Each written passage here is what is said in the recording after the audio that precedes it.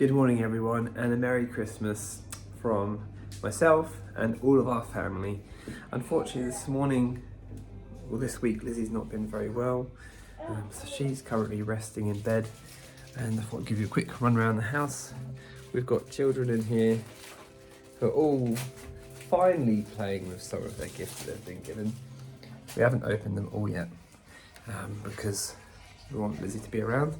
And then here got another little dude making his London Lego, aren't you, Ezra? Yeah.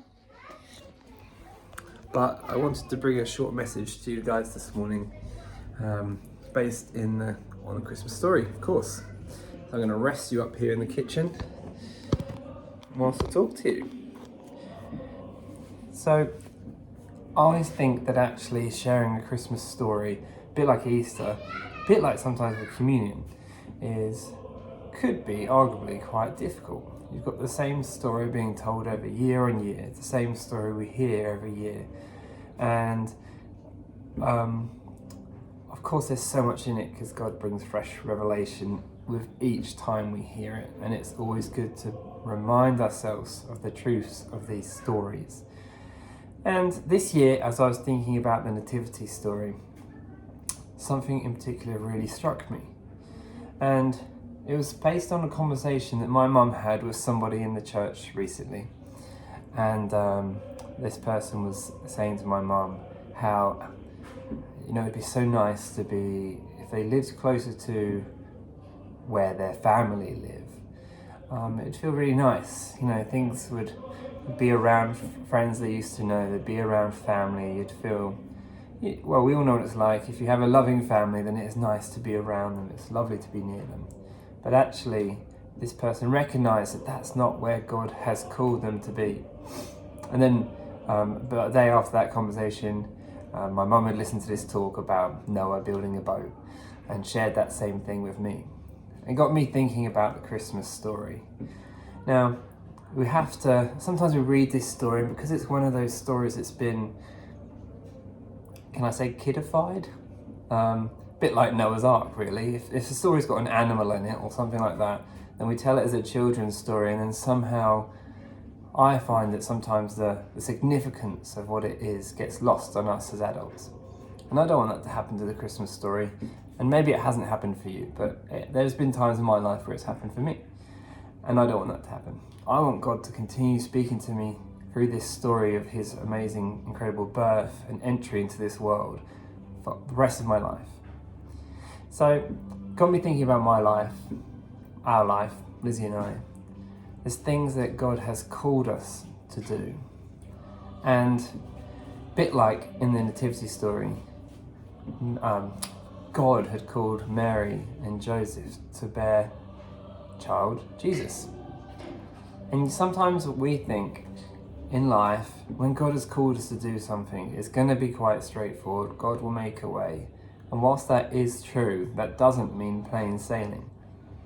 Think about Mary and Joseph, their situation at the time. They were dating, or whatever the Hebrew Jewish people did at the time.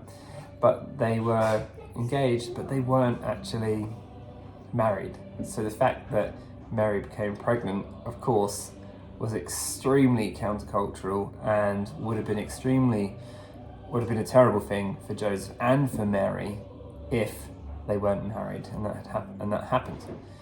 But God went ahead of them, didn't he? And they obviously had a shotgun wedding at some point. It doesn't talk about that, but they obviously had a shotgun wedding. And hello, Buzz. I haven't seen the jelly beans. I'm just talking to the church. It's a very natural video, this, very organic. Anyway, so God had called them to bear this child, to bear Jesus. And not only that, so you've got that first kind of cultural conundrum where they have this quick marriage to make it all seem kosher. Second of all, there's a census that's called, and that's another headache. Now I have, as you know, a very heavily pregnant wife who's been feeling big, tired and heavy for a long time, and I don't mean that in any kind of insulting way to her. The poor old girl is bearing a big old baby on a little frame. And I can only imagine that if I said to her, we now need to go on a donkey ride, or well, maybe it wasn't a donkey, maybe they just walked it, for however many miles. I think even if I said 1 mile, I don't think she'd be up for it. And there's another thing there, another obstacle. So hold in mind, they have been given this mission by God. They've been called to do it. Yet the first barrier is that cultural barrier of, oh my goodness, we're not married and we're pregnant and Mary's going to start growing. Second of all, there's suddenly a census called and they need to move away from the place they've called home and need to go to Nazareth. Bethlehem. And on this journey, whether it's walked, whether it was on a donkey, whatever, it's not very comfortable for a heavily pregnant woman. And on top of that, we've got being born into a stables, a bit like in our script the other week, where Amy was playing Mary. She said, "I'm sure that you would agree I'd much rather be in a bed." And I can't imagine there's many women who would like to give birth in a stables. I think even now, if you think about a stable now, stables are, they're mucked out daily, they're fairly clean, and we've got lots of kind of modern things to help us keep them clean. I can't imagine that this stable was particularly hygienic. So that's the third thing I'd say. Knowing you're called by God, yet these obstacles keep happening, and they must have questioned these things at some point, going, "God, but you said you're going to make a way, and I believe you are, but sometimes, surely if it's the will of God, it should be easy." I don't think that's the case, and this story tells us that over and over again. So then the baby's born, he gets a bunch of visitors, and the next thing we know, Herod finds out about the baby, and the wise men go and visit the baby, but they don't report back to Herod because they're warned in a dream that he's going to kill the baby. Daddy's just talking to the church. I'm making a little video. You want to say hello? Hello. So the next thing, not only have you done the countercultural thing, had a quick wedding because you were suddenly pregnant, despite being a virgin, not only a heavily pregnant woman and her husband travelling to a different place, not only giving birth in the stables, your child is now wanting to be killed by Herod. And so they now at this point become immigrants, fleeing the place that they know as home and going to Egypt till such a time as God calls them out of that place. And what a story.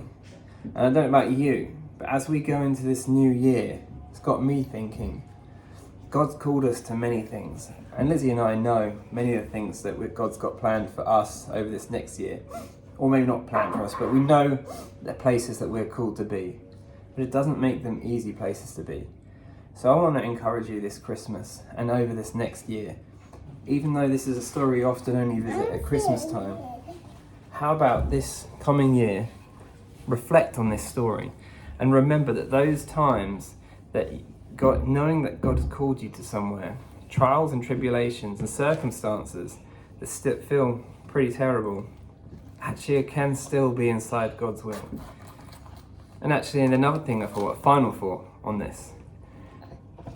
Imagine if, like in Mary and Joseph's situation here, they bore Jesus, they'd born the Son of God, and then suddenly, what I can only imagine is hundreds and thousands of babies, 2 years old and under, being killed because of their baby, whilst Herod tries to kill their baby.